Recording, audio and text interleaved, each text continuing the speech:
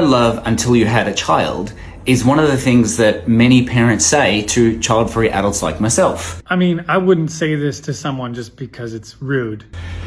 And it's a really common misunderstanding of deep emotion. Now, this is what they're actually saying. What they're saying is, this is the first time that I have ever been able to access deep emotion in myself. No, that's not what people who say this mean. I mean, people could mean a lot of different things when they say that. But what I hear is there's only some kind of love that you knew until you've had a child, and it's a totally different kind of love than any other kind of love. It is entirely possible to access the exactly same level of deep emotion, of care, of love that some parents get from having a child, but you can do it without having a child.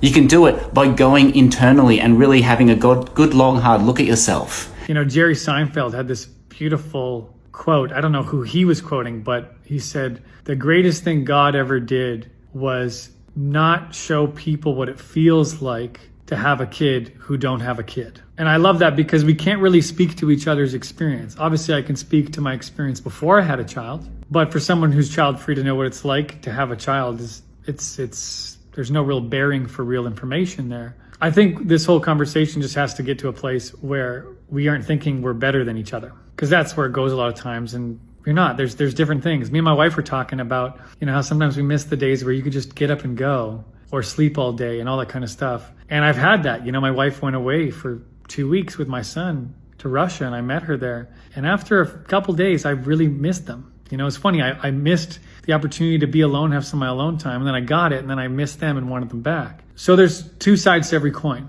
But I think what parents who love being parents would say is that I've never experienced this kind of love before. It's the only kind of love where there isn't a single hesitation that I would jump in front of a bus to save my kid's life. That my immediate instinct is to make sure they're fed before I am. It's an incredibly selfless kind of love to a degree that I don't think happens any other place in life. And again, it's not a good or bad thing. I think when we compare, it's a foolish thing to do. I hate that there's been this child-free against parents thing, and it's just two different life choices, and we're not going to fully understand each other's worlds because we're not living in each other's worlds. We can guess and kind of assume what each other's going through, but there's just going to be innate differences, and it's okay for us to accept that. I think we could all do better by not assuming there's some sort of hierarchy. And to add to that, I believe the most fulfilling part of life is when life isn't all about you. That doesn't mean you have to have kids. Like when he said, you can experience this emotion by looking deep within inside you. That's also very limiting, in my opinion.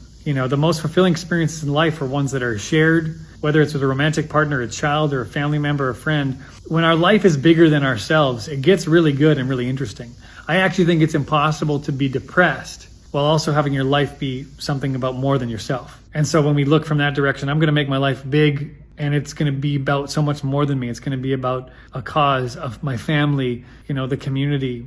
Suddenly there's a sense of fulfillment that can make life really exciting. So that's where I would probably lean this conversation. If you want to have more of these kinds of conversations, if you want to feel more solid in your choices and develop the relationship skills that actually include taking on a project or a game or a cause bigger than yourself, I encourage you to join my community, where I teach people the game method, which is my way of mapping out anything you want in your life. I think we get at each other's throats and get judgmental because we're busy not being up to something that really matters. So if you want to get up to something, you want to feel a sense of fulfillment, join my community for free for the last time for the month of October. Comment the word October to reserve your spot.